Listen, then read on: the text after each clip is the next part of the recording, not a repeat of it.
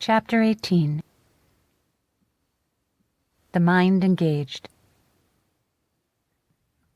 Many of you believe God's creation included the fall from paradise, as described in the biblical story of Adam and Eve, and in the creation stories of many cultures and religions.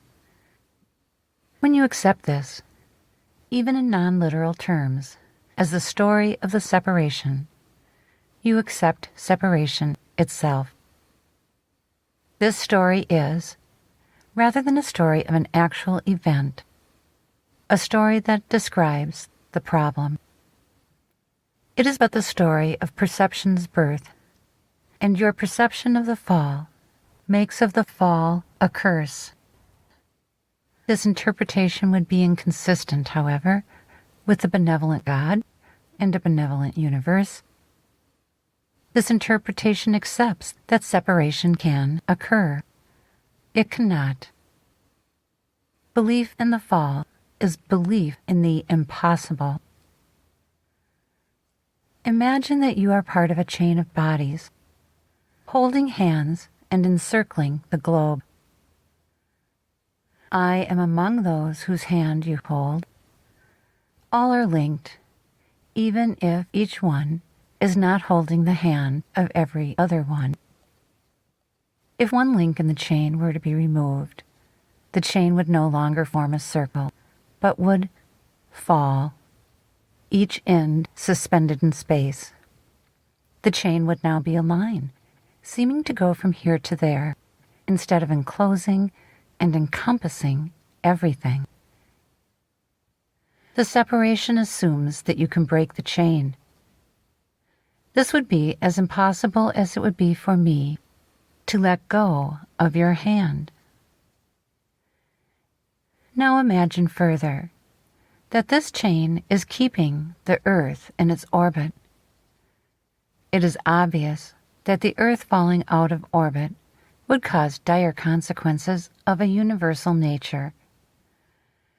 It is simply less obvious that you are part of what has established and keeps a universal order, part of a whole that would be a completely different whole without your presence, just as the universe would be a completely different universe without the presence of the Earth. Yet this is, in effect, what you think you have done. You think that you have changed the nature of the universe and made it possible for life to exist separately and alone, with no relationship, no connection, no unity with the whole. This you have not done. You have not fallen from unity. You have not fallen from God. This chain I have described helps you to imagine the place I hold for you, as you held mine when I entered the world in physical form. Even if it is just an illustration, it illustrates that none of us leave wholeness or each other. While you have been taught that you are not your body, it is impossible for you to deny the body here. Yet you can change the function you have ascribed to it, and so its way of functioning. If you do not see it as the result of a fall, as a curse, as a punishment from God, or as your home, a dwelling place that keeps you separate, then you can begin to see it as what it is, a learning device given you by a loving Creator. Before the idea of separation, there was no need for learning. But a loving Creator creates not that which can have a need go unfulfilled. As soon as the need for learning arose, the perfect means to fulfill that need was established. You have simply failed to see it as such. This is the error birthed by perception, before which there was no possibility of misinterpretation, because there was no external world to be perceived. A learning device, when not perceived as such, holds not much hope of fulfilling the function it was created to fulfill. But when perception changes and a thing is seen as what it is, then it cannot fail to accomplish what it was created to accomplish. An external world is but a projection that cannot take you away from the internal world where you exist in wholeness, a link in the chain of creation. Imagine again this chain and yourself among those who comprise it, and imagine the life that you experience now taking place much like that you would see projected on a movie screen. You have not left your place as you view this movie and experience its sights and sounds, joys and sorrows. And yet you are also part of the projection, and this is where your awareness now abides, seemingly trapped upon the screen, viewing everything from the two eyes of the one projected there. Again, this is but what this course's exercises have attempted to help you see. A world you can observe and learn in and from, for as long as you would choose to learn what the idea of separation would teach you. Making a new choice, a choice to learn from unity, is what this course prepares you for. Learning from unity requires an integrated mind and heart, or wholeheartedness. A half-hearted approach to this learning will not work, nor will the attention of a split mind. It cannot be emphasized strongly enough that you learn what you choose to learn. For proof of this, all you need do is look at the world that was created from your wish to learn what the idea of separation would teach you. When you resided in unity, you could not imagine what this world would be like, any more than you can now imagine what a united world will be like. You did not understand, from unity's standpoint, what it was that you were asking for, or the extent of involvement this learning would require. In order to learn what the idea of separation would teach you, you needed to believe that you existed in a separated state. Thus, forgetting that you actually reside in unity was a requirement of this condition you wished to experience. This condition was thus made available. While this explanation makes perfect sense, you find it quite unbelievable on the basis of your perception of yourself and the limited range of power you believe your decision-making to have. The only way to make the unbelievable believable is to alter what you experience. The state in which you now exist was not only unbelievable, but also inconceivable to you in your natural state. Experience was required in order to alter your belief system, and is required now as well. The experience of unity will alter your belief system and that of others, for what you learn in unity is shared. Because you are currently learning from separation, however, each must experience unity individually before their belief system can be changed, even when what is learned is shared at another level. Perception of levels is a function of time, and thus it seems that great amounts of time are needed before change of a lasting nature can occur. This is why miracles save time, for they integrate all levels, temporarily collapsing time. Time is actually a measurement of learning, or the time it takes for learning to pass from one level to another through experience. For here, learning is experienced in time.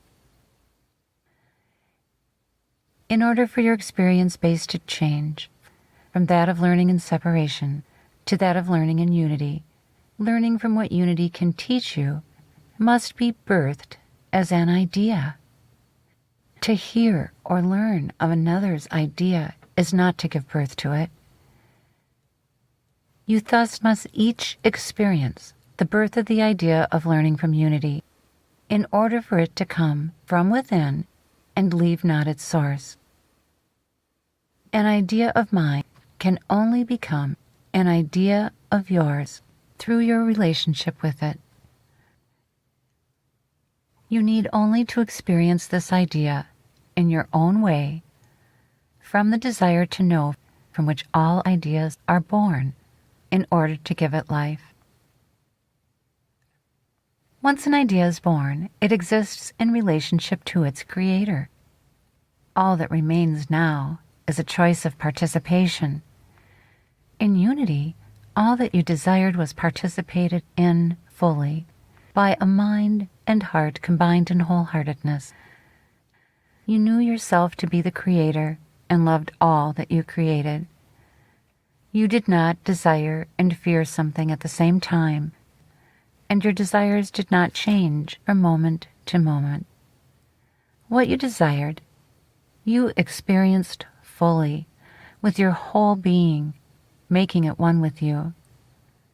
That you keep yourself from desiring anything fully here is what makes this existence so chaotic and erratic. A mind and heart in conflict is what keeps you from desiring anything fully, and thus from creating. Thus, the integration of mind and heart must be our goal in order for you to create the state in which unity can be experienced. Obviously, this is up to you. As you chose to create a state of separation, you must choose to create a state of unity. It can come as no surprise to you that your mind has ruled your heart. What this course has thus far attempted to do is to briefly change your orientation from mind to heart. This is a first step in what will seem now like an attempt to balance two separate things, but is really an attempt to unite what you have only perceived as separate. If the heart is the center of yourself, where then is the mind? The center is but the source in which all exist as one mind. To say this to you before we loosened some of your perceptions about the supremacy of the mind, however, would have been folly. The one mind is not as you have perceived your mind. The one mind is but a mind in which love rules, and mind and heart are one. We will proceed by calling this wholeheartedness rather than mind or heart.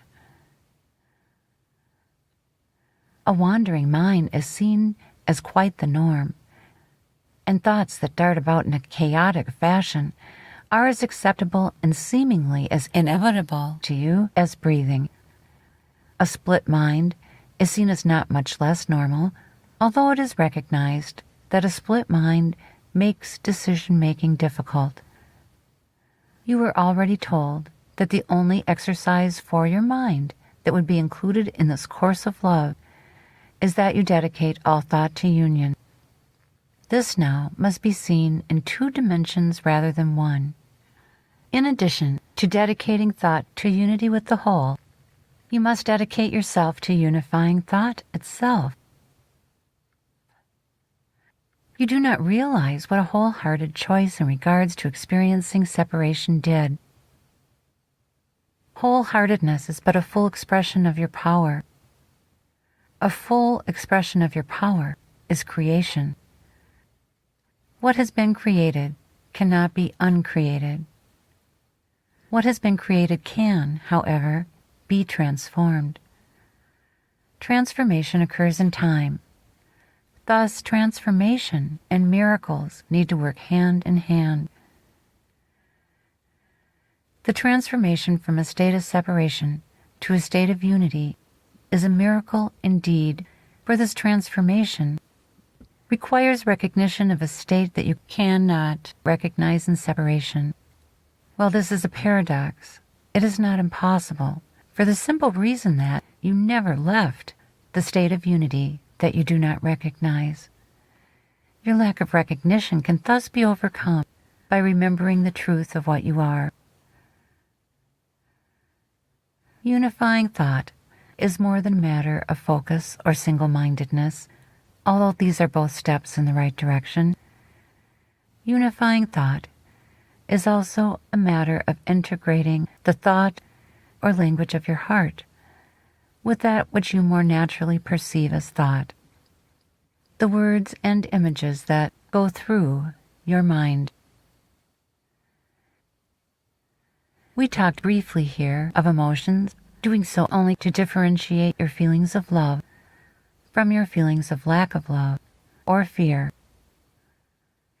What we have as yet talked even less of, however, is what emotion covers up and the stillness that lies beneath. I have referred to the true language of the heart as communion, or union of the highest level, and of remembrance of who you are, being the means by which communion can return to you. So what we speak of now is integrating remembrance and thought. While we spoke of what you think of as emotion being reactions of the body to stimulus, we did not speak of this stimulus itself. Before we do so, we must clarify further the function of the body as a learning device.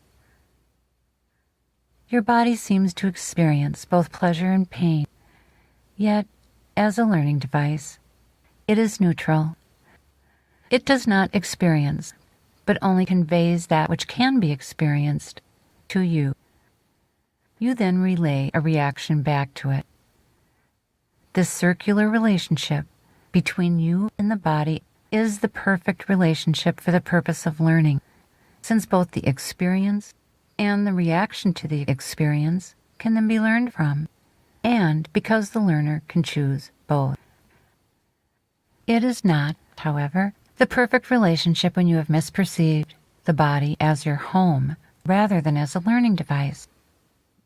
Because you have misperceived the body as your home, there is, in a sense, no you to which the body can send its signals. And so the body seems to be in charge, and to be both the experiencer and the interpreter of experience. In addition, this misperception has allowed the body's function to go unrecognized. You thus have not recognized the truth of what causes pain, nor that you can reject the experience of it. The same is true of pleasure. Determination of pleasure and pain is made with the judgment of the separated self, who not only believes it is the body, but that it is at the body's mercy. Yet the body has no mercy to offer the separated self. It is only a learning device. But you have not recognized this and have failed to learn that all you experience as painful is the result of feelings of lack of love, and that all you have experienced as pleasurable are feelings of love. This would seem to contradict what was said earlier about the pain experienced from love and your willingness to cling to it despite the pain you are experiencing. Yet the pain comes not from your feelings of love, but feelings of love lost. Having no one to receive and reject feelings of pain and replace them with feelings of love causes all your distress. Think not that you react to pain of any kind with the love from your real self that would dispel it. The self you have taken out of the learning loop is the self of love.